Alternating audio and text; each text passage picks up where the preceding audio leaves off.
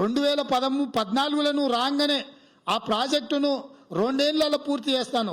2 ఏళ్ళు కాదు 5 ఏళ్లలో ఒకవేళ నువ్వు పూర్తి చేసిన 2019 లోపలనే పాలమూరు రంగారెడ్డి ఎత్తిపోతల ప్రాజెక్టు పూర్తి అయిన ఉంటే 10 లక్షల ఎకరాలకు నీళ్లు వచ్చేవి. నువ్వు ఆ ప్రాజెక్టు పూర్తి చేయకపోను. నువ్వు పిలిచి పంచపక్ష ప్రమాణాలు పెట్టిన జగన్మోహన్ రెడ్డి కోర్టుల్లో కేసులేసి పాలమూరు రంగారెడ్డి ఎత్తిపోతల ప్రాజెక్టును పడావు పెట్టించిండు. ఈ పాపానికి కూడా నువ్వే కారణం చంద్రశేఖరరావు. అదేవిధంగా ఈరోజు పదే చంద్రశేఖరరావు అంటున్నాడు, కాంగ్రెస్ అధికారంలోకి రాగానే మేము ప్రాజెక్టులను కేంద్ర ప్రభుత్వానికి మేము స్వాధీనం చేసినాం, దీనికి పూర్తిగా బాధ్యత ఈరోజు కాంగ్రెస్ ప్రభుత్వం బాధ్యత వహించాలి, దాంట్లో భాగంగానే మేము ప్రజా ఉద్యమాలు చేస్తామని మాట్లాడుతున్నారు. నువ్వు ప్రజా ఉద్యమాలు చేయడానికి ప్రజల దగ్గరకు పోతే చెప్పు తీసుకొని కొడతారు. ఎందుకు అని అంటే మొత్తం పాపాల బైరోడివే నువ్వు. మొత్తం ఇంత కట్ట కాగితాలు ఉన్నాయి ఈడ, ఇంకా చాలునే, కొన్ని మన క్రోడీకరించి కొన్ని తెచ్చిన.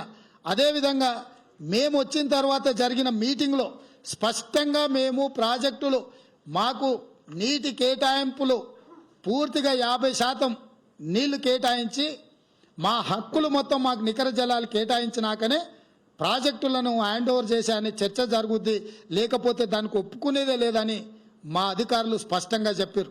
ఇదే కాదు, షెకావత్ దగ్గరికి నేను ఉత్తమ్ కుమార్ రెడ్డి గారు జాతీయ ప్రాజెక్టుల కోసం పోయినప్పుడు చర్చ వస్తే కూడా స్పష్టంగా చెప్పినాం, కృష్ణా నది మీద గోదావరి నది మీద తెలంగాణ రాష్ట్రానికి రావాల్సిన నీటి కేటాయింపుల మీద స్పష్టత వచ్చినాకనే ప్రాజెక్టులను అప్పజెప్తాము.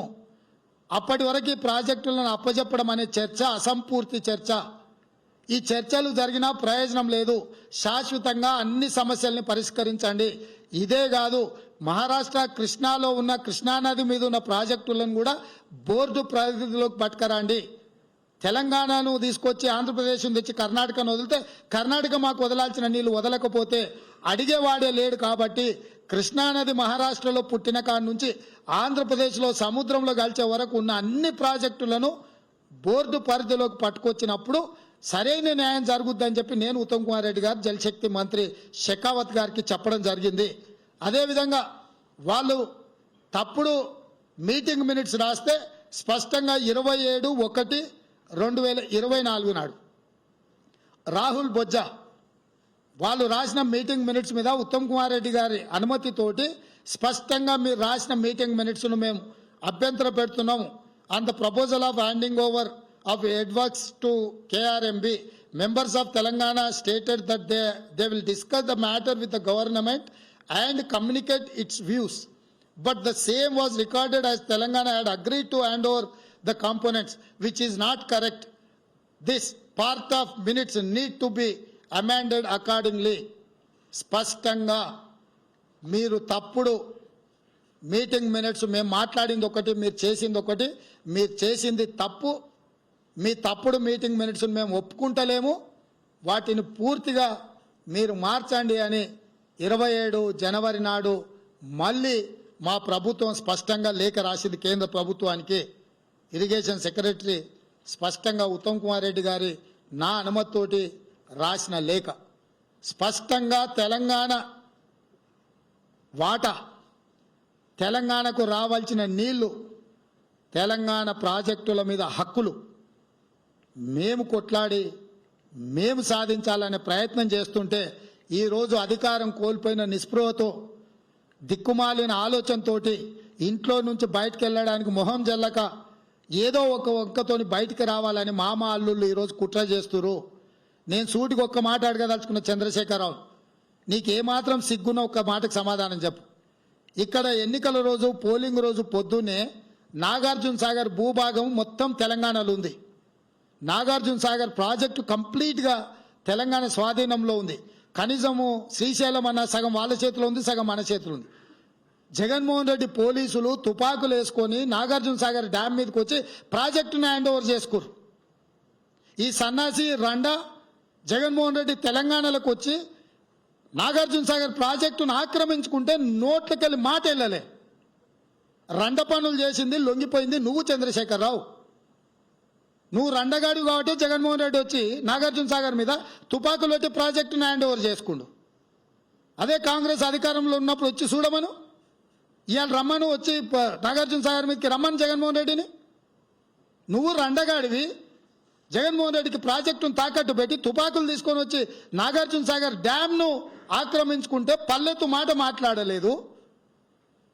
నువ్వు పోయి కేంద్ర ప్రభుత్వానికి ప్రాజెక్టులను హ్యాండ్ ఓవర్ చేయడానికి నిధులను కేటాయించినోడు నువ్వు వచ్చి మమ్మల్ని బదనాం చేస్తావా? మా మీద మాట్లాడతావా? వాస్తవాలు ఇట్లుంటే అబద్ధాలతోని అధికారం కోల్పోయిన నిరాశ నిస్పృహలతోటి ఈరోజు మమ్మల్ని బదనాం చేసే కార్యక్రమం పెట్టాను.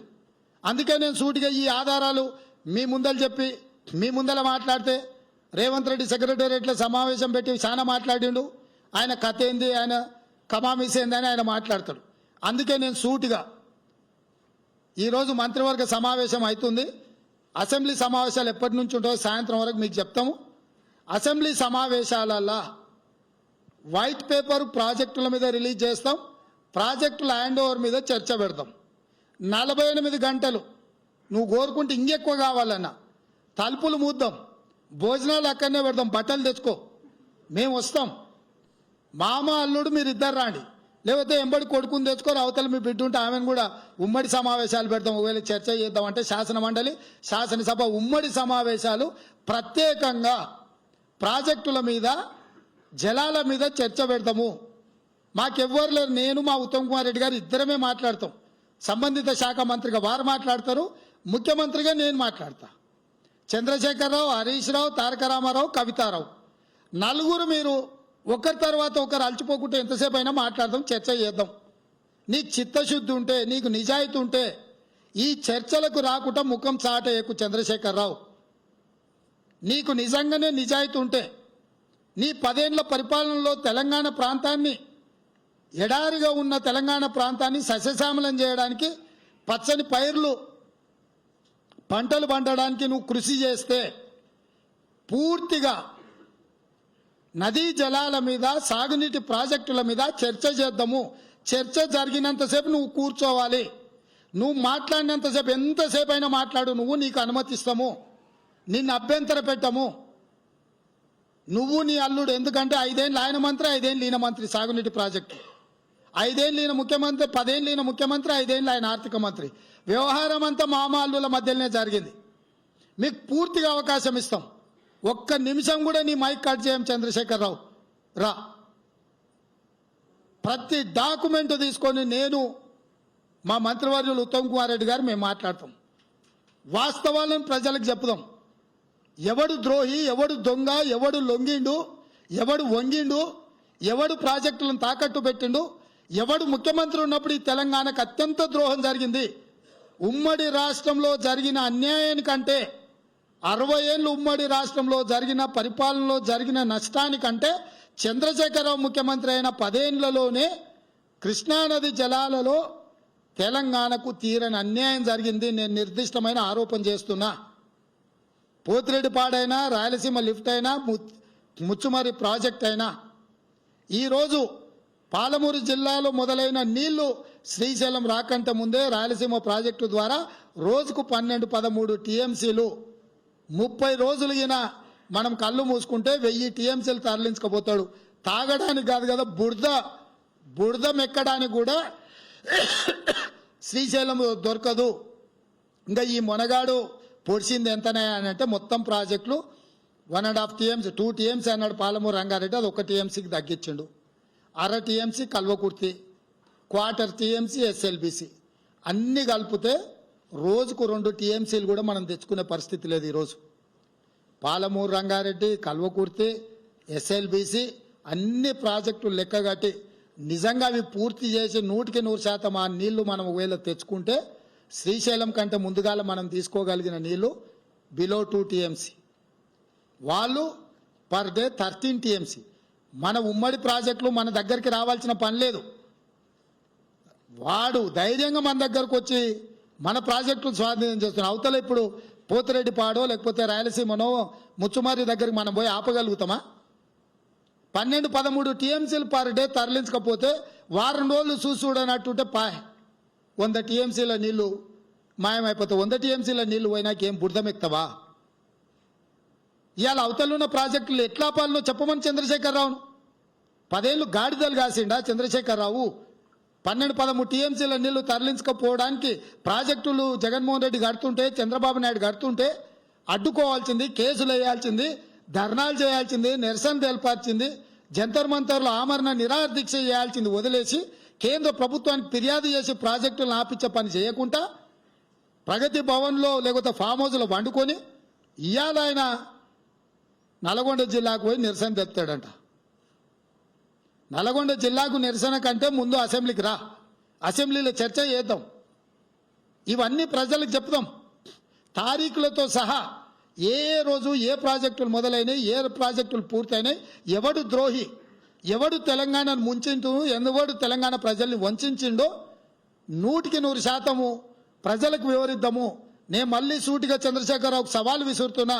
రేపు రాబోయే బడ్జెట్ సమావేశాలలో 2 రోజులు వైట్ పేపర్తో సహా ప్రాజెక్టుల మీద, స్వాధీనం చేసే విషయాల మీద చర్చ చేద్దాము. 2 రోజులు సరిపోలేదంటే అదనంగా కూడా చర్చ పెడదాము. చర్చ పూర్తయ్యే వరకు నువ్వు అసెంబ్లీలో కూర్చోవాలి.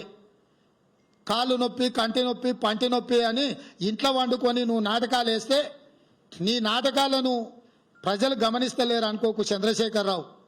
నీకు ఏడ నొప్పి లేస్తుందో మాకు తెలుసు. అధికారం పోయిన తర్వాత నీ నొప్పి ఆడలేస్తుందో తెలంగాణ ప్రజలకు తెలుసు. కాబట్టి వీటన్నిటిని దృష్టిలో పెట్టుకొని ప్రజల్ని కేసీఆర్ మళ్ళీ గందరగోళపరిచి మోసం చేయాలని నాటకాలు ఆడుతుండ్రు. నిన్న మన కొడుకు, అల్లుడు, బిడ్డ మాట్లాడిరుగా చిన్నగా చూస్తున్నాడు, చిన్న రంగంలోకి ఎట్లొస్తే బాగుంటుందా అని. నువ్వు రావాలి, చర్చ చేయాలి, మేము సిద్ధంగా ఉన్నామని చెప్పి మీ ద్వారా చంద్రశేఖరరావుకు తెలియజేస్తున్నా.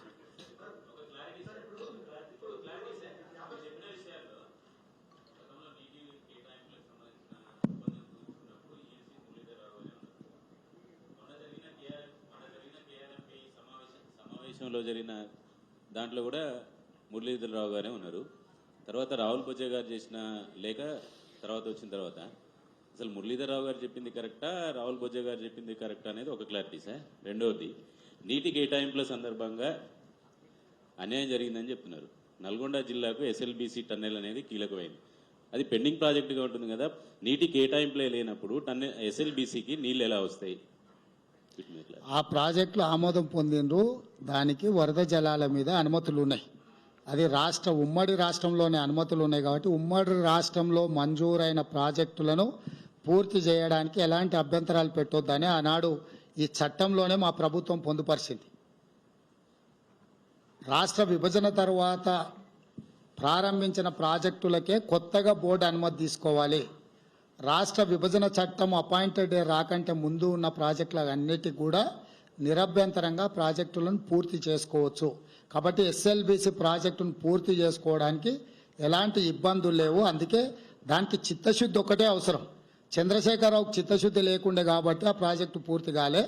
ఇప్పుడు ఉత్తమ్ కుమార్ రెడ్డి గారికి చిత్తశుద్ధి ఉంది, సొంత జిల్లా కాబట్టి తొందరలోనే 18 నెలల ఆ ప్రాజెక్టును పూర్తి చేసి 2 ఏళ్ల నల్గొండకి ఇవ్వాల్సిన నీళ్ళని వారి నాయకత్వంలోనే మేము ఇస్తాము.